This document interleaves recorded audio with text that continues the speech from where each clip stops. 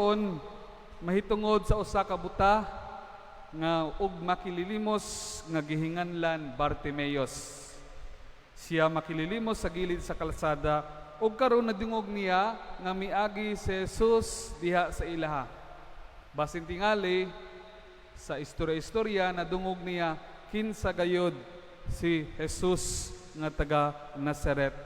Ug siya misinggit, Jesus, kaliwat ni David, kaluyin taon ako. Ug daghang mga tawong nibadlong kaniya. Psst! Oy, ay saba, kay kaulaw ka. Ug mas gikugsan o kusgan sa atong ni Bartimeo ang iyang pagsinggit. Jesus, kaliwat ni David, kaluyin taon ako. Si Bartimeo, mga igsoon, nisinggit, dili tungod kay kulang siya sa pansin, apan mas ganahan siya na tagdon siya sa atong Ginoo. Ug diha-diha sama sa atong ebanghelyo, ang Ginoo nidungog sa iyang singgit ug sa iyang hangyo.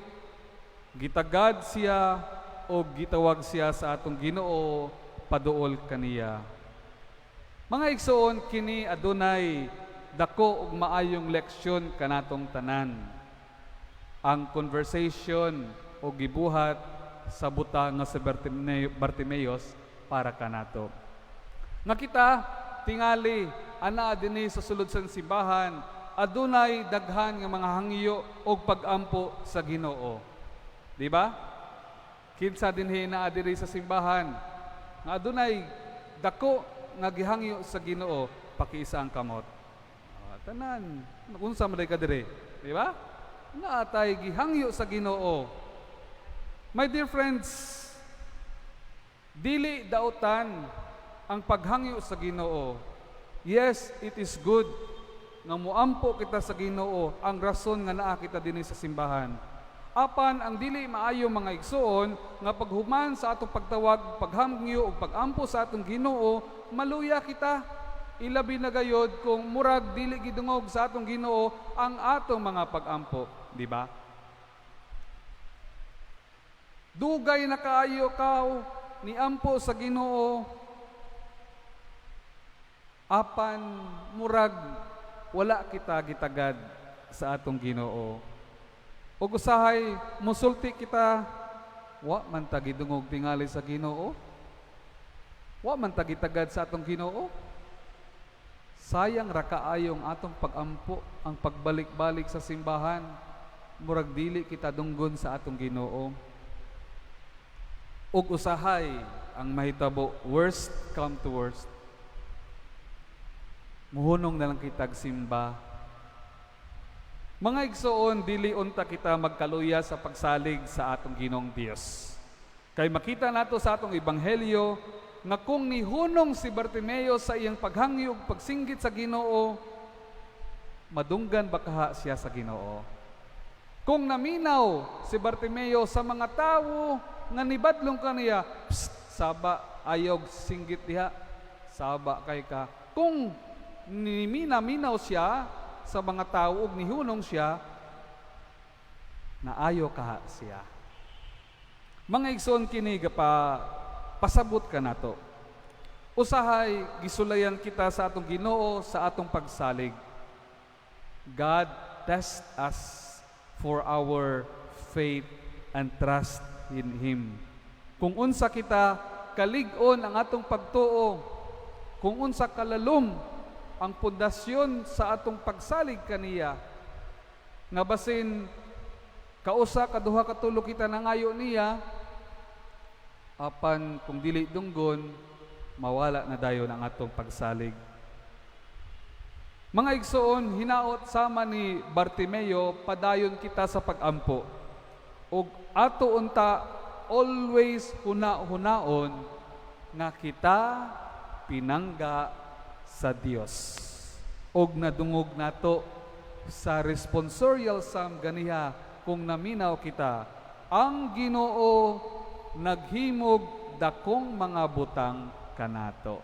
Amen. God will be praised. Ang Ginoo magbuhat og mga dakong butang kanato. Pinangga kita sa atong Ginoo, my dear friends.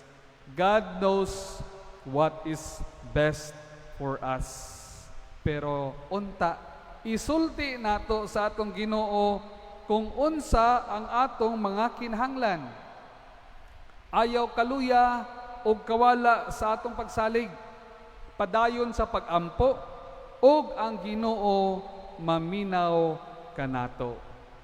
Sama ni Bartimeus, kapilang beses siya nisyagit o nisinggit sa atong Ginoo o gidungog siya sa atong Ginoo. Mao kini ang mensahe kanato mga igsoon sa karong Domingo. Ug sama sa ebanghelyo, ang Ginoo ni sulti, unsay ipabuhat mo kanako. Pagduol ni Bartimeus sa Ginoo, nangutana ang Ginoo, unsa ang imong gihangyo? Kita unta, no? Kung nakita diri sa simbahan, kung aduna kita yung mga pangayo sa Ginoo, eksakto, dili nga general kaayo atong pangayoon sa mabitaw sa mga students o kinsa diha, mangutana, Father, please pray for me. Unsa man akong iampo nimo? Be specific, kung unsa imong ihangyo, isulti og tarong, dili nga very general. Father, please pray for me. Aduna ko'y exam ugma. O sige, ang pangutana, unsa akong i-pray kanimo kay exam man kaha nimo ugma? Unsa man, makapasar? Maka-perfect? O sakto lang? O 75? Unsa man akong iampo nimo? Di ba? Hinaut unta, successful ang akong exam. Unsa man nga successful ang gusto nimo? Be specific sa atong ihangyo sa Ginoo. Sama kay Bartimeus, gipangutana sa Ginoo, unsay ipabuhat mo kanako? Ug si Bartimeus nisulti og tarong specific kaayo, Lord, ganahan ko makakita pag-usab. Specific kayo. So na mga igsoon, daghan sa kog panghangyo og ampo sa Ginoo. Sa una nang ampo pod ko nga, Lord, kay niwang kayo ko. Niampo ko sa akong Ginoo, Lord, unta manambok ko.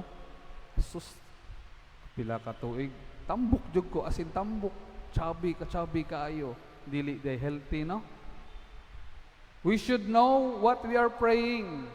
Kabalon ta kita, unsay atong ipangayon sa Ginoo. Sayop ang akong gipangayo sa Ginoo. Dili nga manambok. Di ba? Kung tambok ka o sa over chubby ka or saman. Dili day healthy. Unta gipangayo nako sa una, Lord, unta dili ko niwang pero healthy ko. Be specific kita sa atong mga pag-ampo. Og ang Ginoo ni sulti, og nisulti ang Ginoo, ang imong pagtuo mao nakapaayo kanimo. Gisulti ni sa atong Ginoo kay Bartimeus, og diha ni ayo si Bartimeus. Mga igsoon, kini ang atong kinahanglan sa atong kinabuhi. Ilabi na gayud ang gitawag spiritual life. We need this kind of faith. Dakong pagtuo og dakong pagsalig sa Dios. Ayaw kawala sa atong kamot sa Ginoo, kung sa Tagalog pa, huwag kang bibitiw sa kapit sa Dios. Bisag kalisod na ang atong giatubang, ayaw kawala og pagsalig, kay ang Ginoo maminaw kanimo. Usahay man God, we have a faith pero gamay kaayo. Sulti magani sa atong Ginoo, if you have a faith like a mustard seed nga gamay kaayo, masulti nimo ang bukid gikan dito, madala gayud. That is the power of faith. Pagtuo. Ang pangutana mga igsoon, aduna ba kay pagtuo karon sa imong kasing-kasing? Kay basin Katoliko kita, apan wala kitay pagsalig. Wala kitay dakong pagtuo sa atong Ginoo.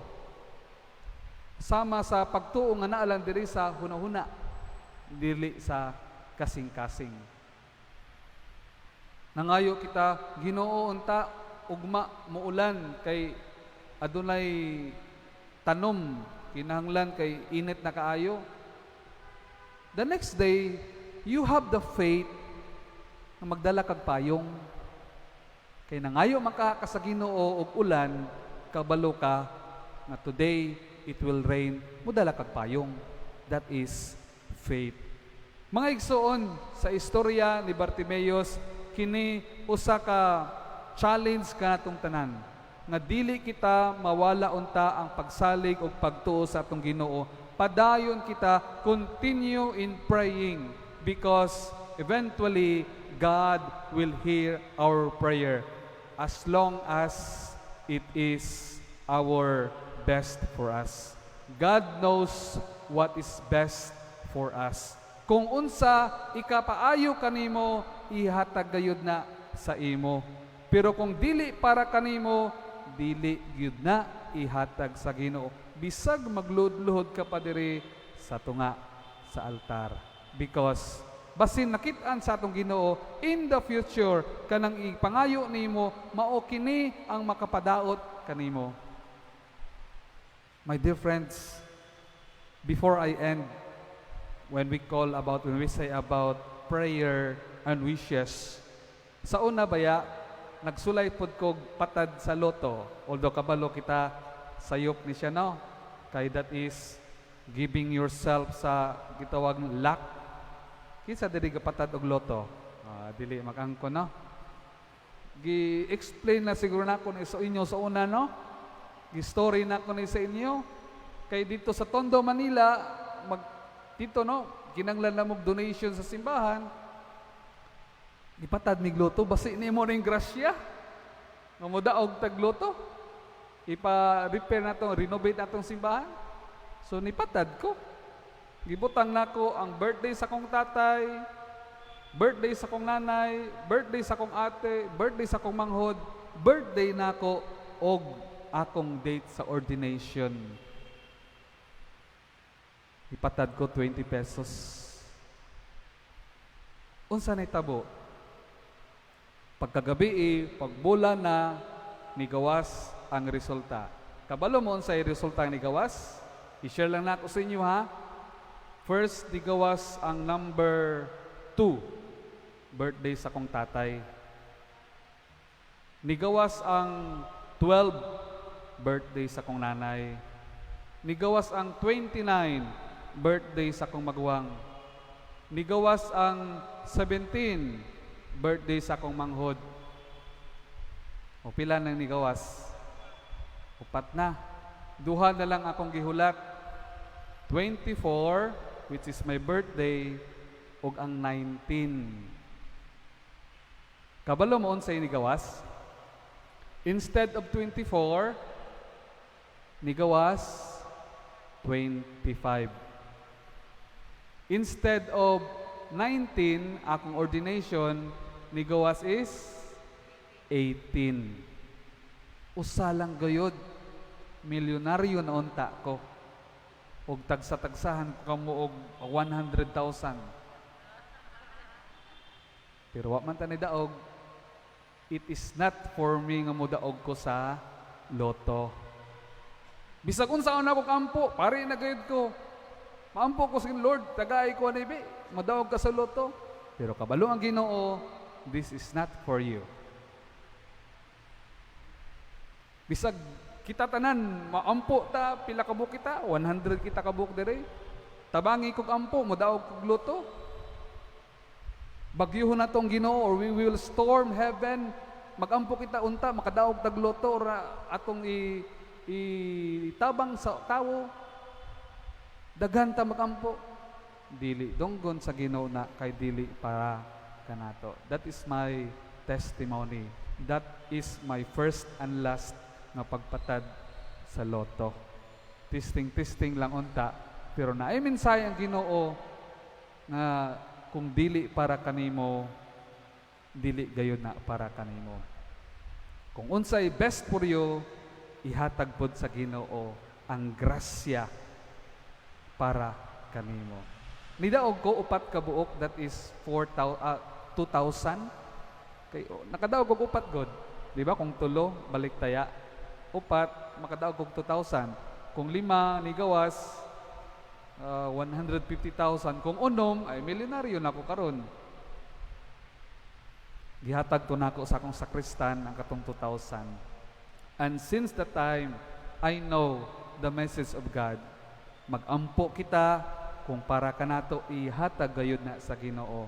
Let us say specifically unsay kinahanglan nato. Kay kung maayo na ihatag sa imo sa Ginoo, kung dili maayo na para kanimo, dili gayud na. So my dear friends, the message of God for us this Sunday is He knows what is best for us. Ang Ginoo manggihatagon kanato, and God will give us what we pray if that is what is best for us. Hinaut unta mga igsoon nga kita dili mawala ang pagtuo ug pagsalig sa atong Ginoong Dios. Palihog manindog ang tanan. Nagato